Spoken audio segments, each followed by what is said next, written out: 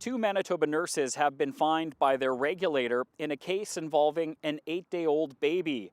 The nurses were disciplined for their transfer of the infant from the emergency department in Dauphin to Children's Hospital here in Winnipeg. It happened on a foggy day last October. According to two disciplinary decisions from the College of Registered Nurses recently released, an air ambulance wasn't available because of bad weather. A ground ambulance was being arranged, but there was a delay, and the baby's parents didn't want to wait.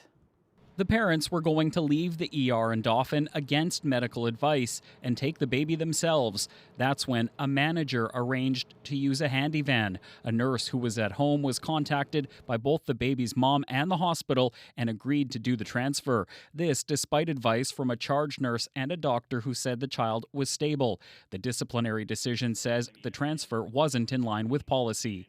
It rose to the threshold of being, a very serious departure from those, professional standards. Martin Lucier with Manitoba's College of Registered Nurses says the regulator has to balance supporting making sure nurses meet standards and holding them accountable, even when they face difficult circumstances. He says whether they have the resources needed is a question for the wider health system. Beyond the perimeter, we're seeing some very, very big issues with transporting patients. Both the Manitoba Nurses Union and the union representing paramedics outside Winnipeg say the situation highlights the challenges healthcare providers face transferring patients to larger centers. Overall, we just don't have enough professionals in each given area to do that work.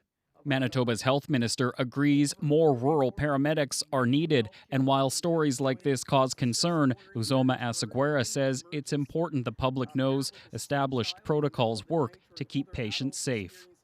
Neither the nurse, who has 10 years' experience, nor the manager, who has worked 20, mainly as a supervisor, have any previous disciplinary issues. The nurse was fined $1,000, while the manager was ordered to pay $2,000. Josh Crabb, CBC News, Winnipeg.